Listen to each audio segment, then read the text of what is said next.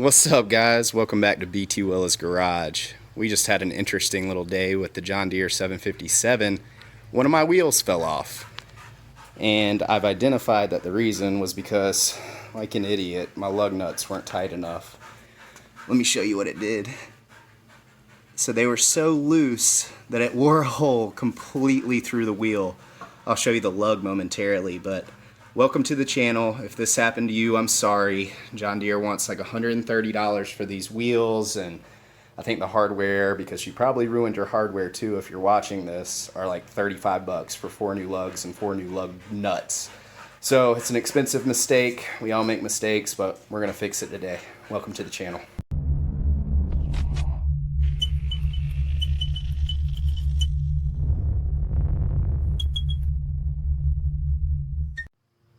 Alright guys, so here's an example of one of those lugs. It just chewed it up, and that's ultimately what did all that damage to the wheel. It's pretty crazy. But we're going to dive into how to take the lugs off, how to replace the lugs, and ultimately get our machine back in action, because my grass is about 6.5 inches tall right now and needs a fresh mow. So we're gonna go get to work on this thing. I'm gonna hop right into this video. I'm not gonna waste any time outside of what I've already wasted and teach you how to do this quickly and a way that worked for me. You guys might disagree, but this tends to work, so let's dive in. All right, so here we have the hub with 3 fresh lugs on it. In order to get the lugs out, you just take a hammer. Typically it's ideal to put a lug nut on the end of the lug and actually hit the the nut to back it out. You can hit the tip of the lug itself too, that's fine. But anyway, so I'm going to show you guys the process of how to put a new lug on. I have a new lug here, and it would be in your best interest to contact John Deere for your particular make and model, but you're going to put it in from the back. It's not a bad idea to run like a wire brush through there to make sure you got all the old out. I'm not going to do that, so we'll see how this works out. It's a little bit of a tight fit, but put it in from the back, and what I do is I kind of pull on it to make sure that those little tines line up. I'm going to hold it and start screwing my new lug nut on, because my other one's probably ruined, and get it tight to where those tines are pulling in. I'm going to take my Milwaukee Impact, and I've got a 19 on there. If you went with OEM, you're going to use a 19. And I stick my hand on the back, and I can actually feel it pulling through. So I'm going to show you the back angle of it pulling through, but you'll see that this Impact, and I just have it set on level 2, and it's going to pull it right through for us. So here's that back view. It's going to be a little loud, just a heads up. Alright, you guys can probably see that space there. Again, this is going to be loud, but we'll watch it pull through.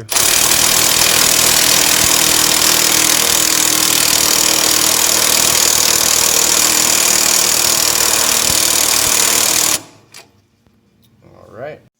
And now from the front again, I'm just going to reverse my Impact. Take it right off.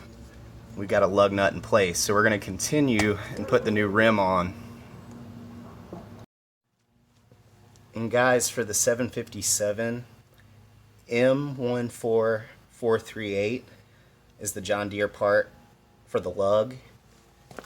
And for the lug nut, we're looking at TCU 137. That's the John Deere OEM parts for the John Deere 757. It's important. Don't want to buy them too long or the wrong size. Alright, so this is kind of a tight angle, and I can't move the mower, obviously, but we're going to line up our new rim and start throwing some lug nuts on. So I've still got the tractor in the air. Now I'm just opening up these packs and getting these dudes hand tight, remembering that the reason why we just spent $100+ is because these things weren't tight. So we're going to break out the torque wrench for the next one, if I can ever get this last lug nut on. So I like to get them all about as tight as I can, just given the zero turn mower, just a little wiggling.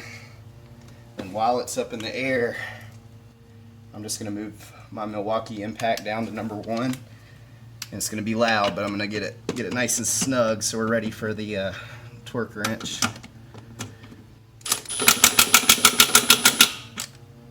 Cross star pattern with this. It's a little bit tight. Might need a extension, but you get the point. Get it nice and tight before you drop it down.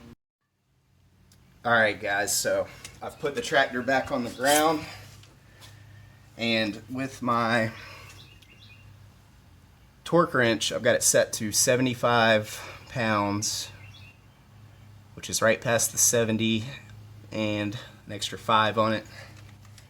And with a short extension, I'm just gonna torque these down, star pattern.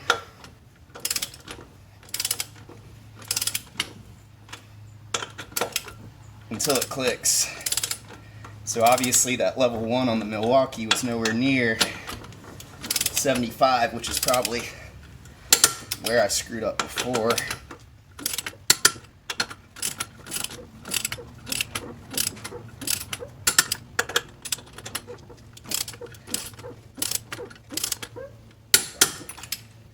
And it's a good idea to go ahead and check the other side too, because you don't want to be buying another wheel.